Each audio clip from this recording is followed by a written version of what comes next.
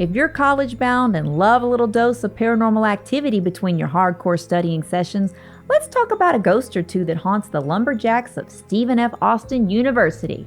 If you attended SFA, you've probably heard the rumors and wondered if they're even true.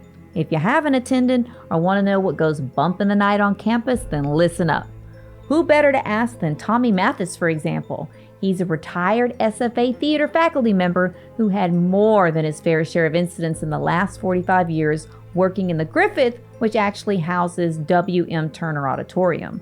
Students and staff report sudden rushes of cold air during their rehearsals, the sound of footsteps approaching yet no one appears, and even luminous face apparitions presenting themselves as students have ran away in terror. Not everyone can agree on what it is, but everyone agrees on who it is: Chester. Good old Chester, in the spirit of the Turner Fine Arts Building. Even the dean says Chester gets the blame for a lot around the campus. Some of the professors noticed more people on stage in costume than they even had costumes for, or them were certainly cast in the play. On further investigation backstage, that extra person didn't even exist at all. But who is Chester? Chester was said to be the architect who disgracefully built the building backwards. In his disgrace, he chose to take the highway leading to a one-way exit, if you get my drift. Some paranormal investigators have even come on site to investigate further. They say he died of a heart attack and was a construction foreman on site who never left. And then some still say it was simply a construction worker who fell tragically to meet his end.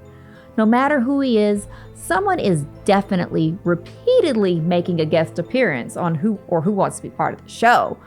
Don't believe me? Pictures have documented as clear evidence when a vaporous figure can be seen with a hooded cowl on the Tiny Alice set. Look it up if you aren't home watching this video alone. So not only does Chester have his fun and mischief, but other spirits have rallied their way on campus to theater to join in. On the Macbeth set theater, majors are always in dread because it's rumored again that Chester and his friends have caused quite a ruckus during the show. Equipment just stopped working altogether. Flickering lights where no technical issues have been found. Spotlights coming on without an operator behind it, nor an actor to be seen for it to shine on. Chester has also been known to whistle in the props area, take food, and some even say he jams the copiers. Or Chester gets all the blame.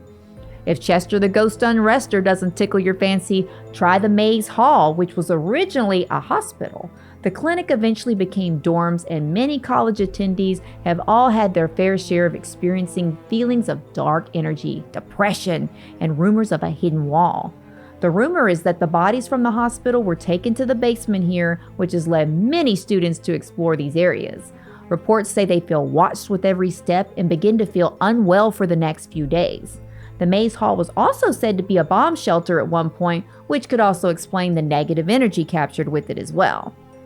Next up is the infamous Griffith Hall and the lady with the Ouija board. I personally do not condone using them, and this is just another cautionary tale as to why. One night a woman was using the Ouija board, as many curious paranormal seekers tend to do, when an unwanted entity began to speak to her. The answers not only shocked her, but began to make her panic with sheer terror.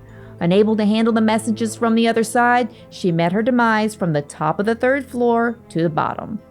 What did the board say? No one really knows. All we know is you don't play with the things you don't understand, and don't ask questions you may not want the answers to. So how does this affect the residents of Griffith Hall? For starters, the lights will begin to flicker at the moment she met her end, which is said to be around 2 a.m. precisely.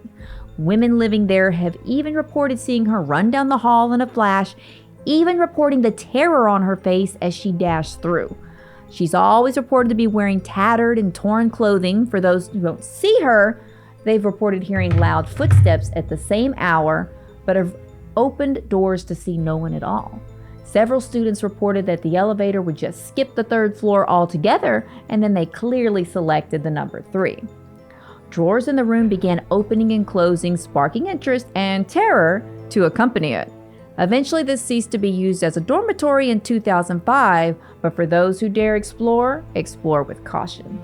Whether it's Chester in the theater playing with the spotlight, the rumored morgue at Maze Hall, or the Ouija board ghost of Griffith Hall taking her last leap of faith, the Stephen F. Austin University Lumberjacks have their fair share of spooky paranormal incidents.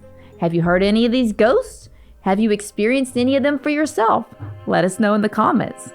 Till then, this is your ghost host, Angela, with Ghost Hunting Beauties.